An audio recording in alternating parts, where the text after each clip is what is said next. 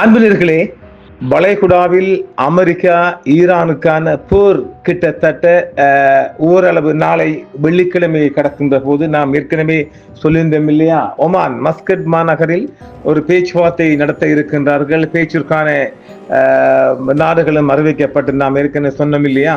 இப்பொழுது Muscat பக்கமாகத்தான் Muscat Oman தலைநகர் மஸ்கட்டில் தான் இந்த பேச்சுவார்த்தை நடைபெறப்போ நாளை இலங்கை நேரப்படி சுமார் 12:30 மணிக்குள் இந்த பேச்சுவார்த்தை முடிவு பெறும். ஆனால் உலக பரப்பில் இந்த பேச்சுவார்த்தை முற்று முழுதாக ஒரு தோல்வியான பேச்சுவார்த்தையாக பார்க்கப்படுகின்றது. ஏனெனில் யுத்தம் நெருங்கிய நேரத்தில் பேச்சுவார்த்தை சாத்தியப்படுமா என்ற ஒரு பார்வையும் இங்கு திட்ட தெளிவாக தெரிகின்றது. இந்த வகையில் சீனா, அதாவது ஈரான் தற்போது திடீரென்று சீனாவின் பேடுவிற்கான ஈரான் அமெரிக்க ஜிபிஎஸ்ஐ கைவிட்டது. அதாவது ஏற்கனவே அமெரிக்காவுடைய ஜிபிஎஸ்க்குலாம் இவங்க இருந்தாங்க. இப்பொழுது சீனாவின் பெய்டூருக்கான சேட்டலைட் சிஸ்டத்துக்கு மாறி இருக்கின்றார்கள். மத்திய கிழக்கு மின்னணு, அதாவது எலக்ட்ரானிக் போர்னு போகுது இல்லையா, அந்த மாதிரி போரில் தனது மூலோபாய வரைபடத்தை மீண்டும் வரைகிறது ஈரான். அது எதுக்காக? அதாவது இந்த நேவிகேஷன் சேட்டலைட் சிஸ்டம் ஒன்றிலிருந்து அவங்க மாற்றாங்க.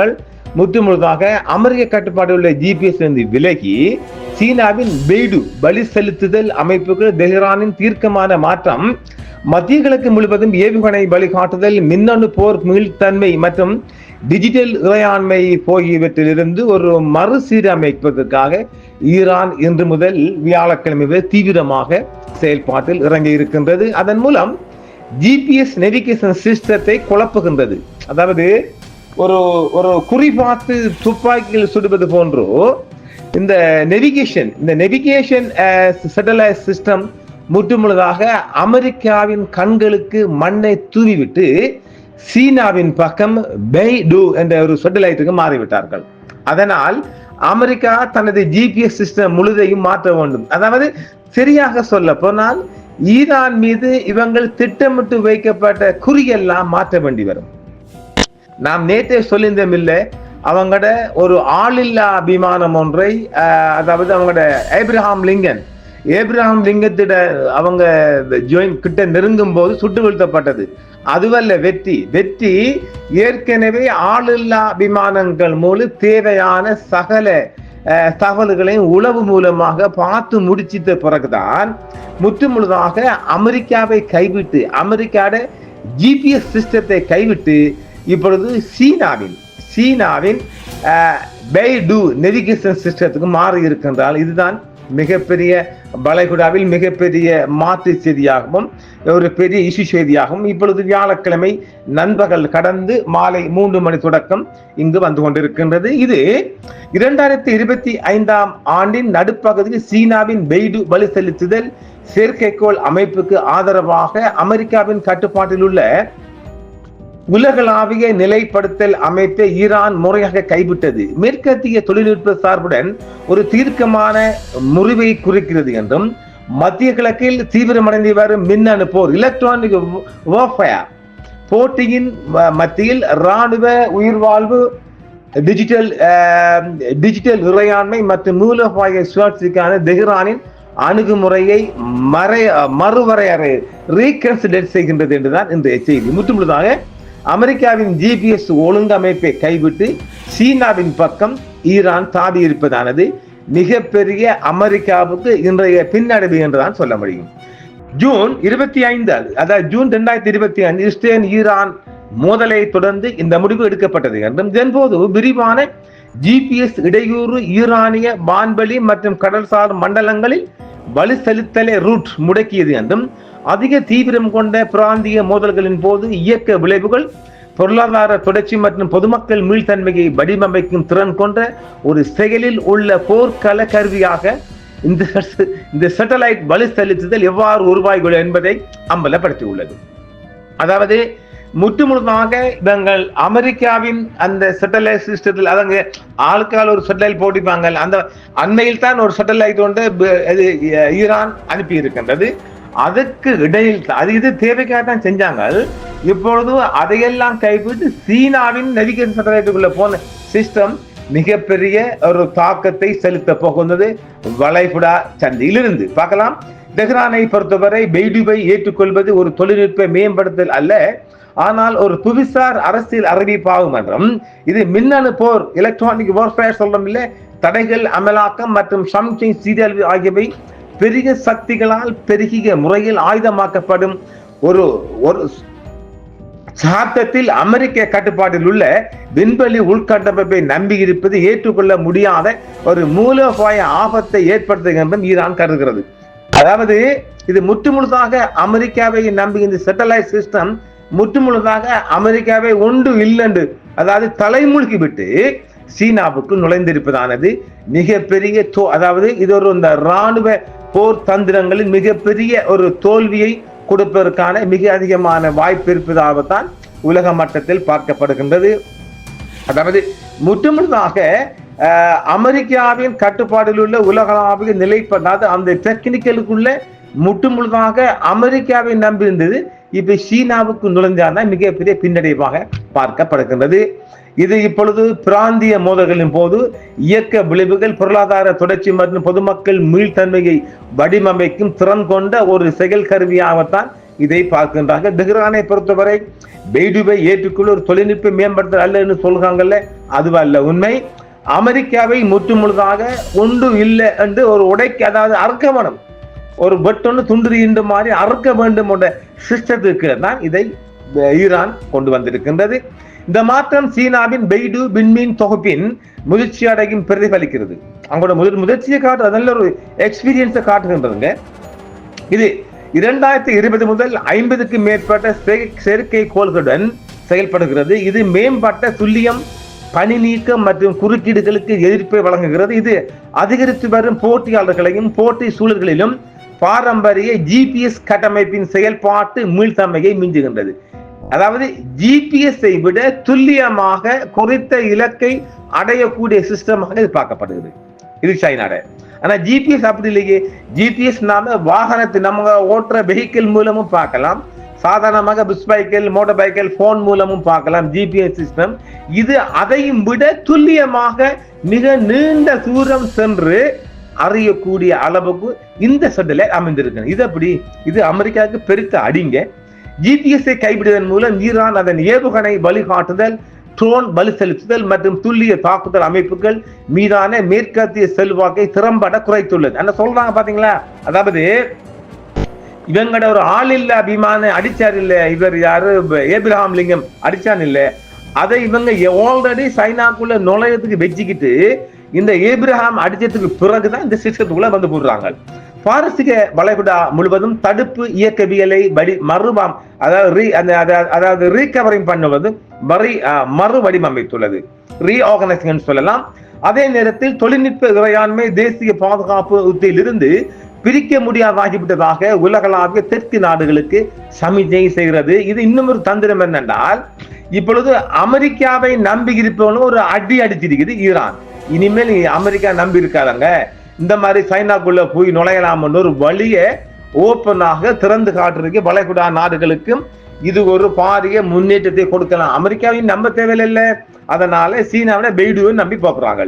பெய்டுவை நோக்கி ஈரானின் இயற்பெயர்வு, அதாவது இடம்பெயர்வு என்பது 2025க்கு முன்பே தொடங்கப்பட்ட ஒரு தகாத்த கால மூலோபாய ஹைஜிங் முயற்சியின் உச்சகட்டத்தை குறைக்கிறது.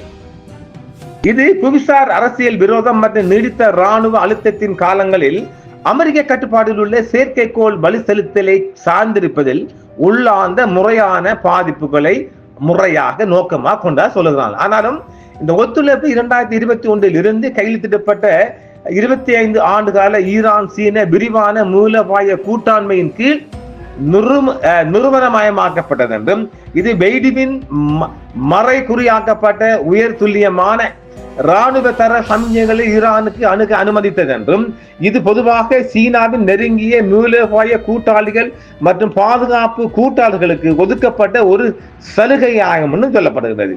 ஜூன் 23, 2025 அன்று ஈரான் நாடு தழுவிய அளவில் ஜிபிஎஸ் வரவேற்பை முறையாக செயலுக்க செய்தது, அமெரிக்க சிக்கல்களை தடுத்தது, இராணுவ மற்றும் சிவிலியன் பயன்பாடுகளுக்கு பெய்டுவிற்கு மாற்றத்தை நிறைவு செய்து கொடுத்தது.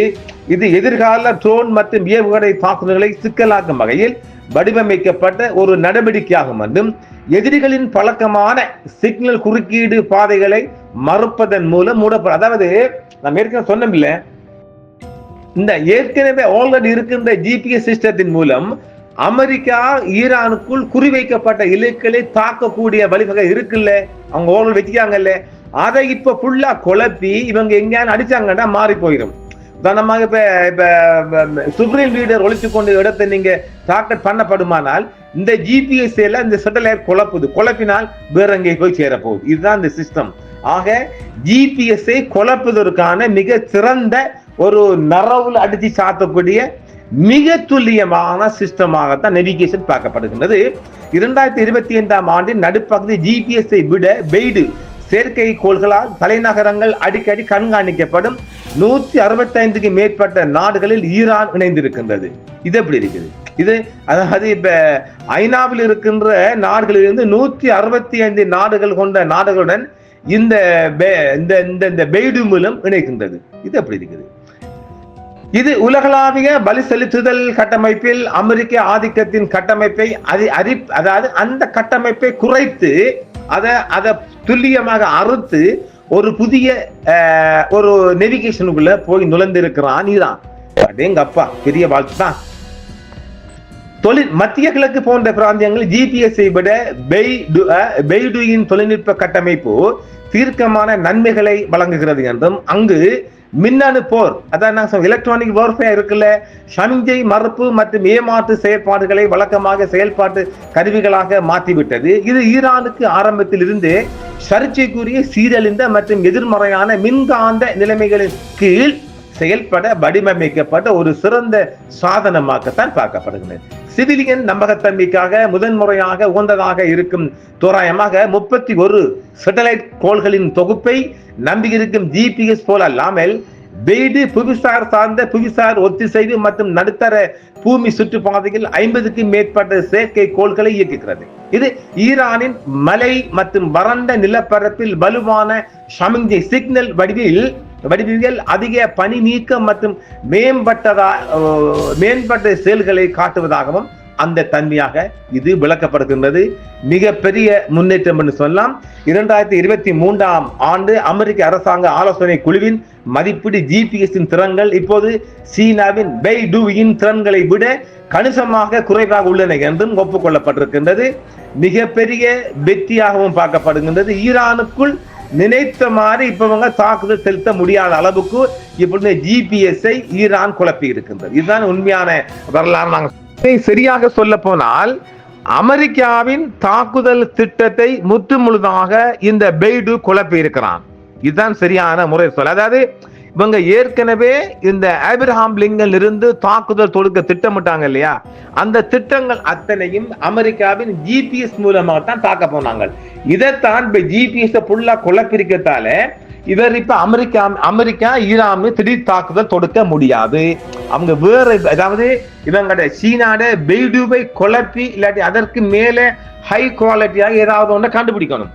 அவங்க அப்ப இதுக்கு என்ன செய்யணும்? அவங்க புதிதாக ஒரு சேட்டலைட்டை உருவாக்கணும். காலம் போகும் இல்லை, அதுக்குள்ள ஈரான் இன்னும் ஸ்ட்ரென்த் ஆகலாம். எனவே ஈரானின் பிந்திய சீனாவின் ஒத்துழைப்புடன் ஈரான் மிகப்பெரிய ஒரு வெற்றியை, அதாவது டெக்னிக்கல் வார் சொல்லுவோம் இல்லையா, டெக்னிக்கல் வார்ஃபேர்ல மிகப்பெரிய சாதனையை இன்று வியாழக்கிழமை நடத்தி இருக்கின்றது. இதுதான் மிகப்பெரிய வெற்றியாகவும் உலக பரப்பில் இப்பொழுது பார்க்கப்படுகின்றது. வளைகுடா நாடுகளும் ஒரு ஆச்சரியப்படும் அளவுக்கு சீனாவின் இந்த பெய்டு சேட்டலைட்ஸ் மிகப்பெரிய சாதனையை காட்டப் போகின்றது.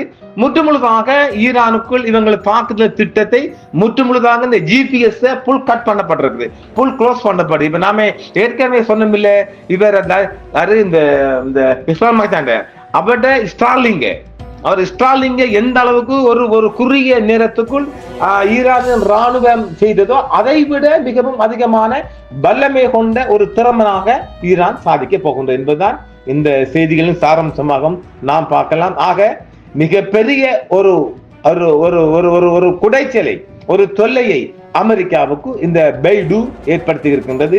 சீனாவுக்கும் ஒரு பாராட்டுகள், ஈரானுக்கும் ஒரு பாராட்டுகள். ஆம், மற்றும் ஒரு காணொளி சந்திக்கலாம் நேயர்களே. என்றும் உங்களுடன் சன்ரைஸ் இந்தியா டிவி சப்ஸ்கிரைப் பண்ணுங்கள், பெல் பட்டனையும் கிளிக் செய்யுங்கள். உங்கள் ஆதரவே எங்கள் சேவை. ஆதரவு தாருங்கள், அரவணைப்போம்.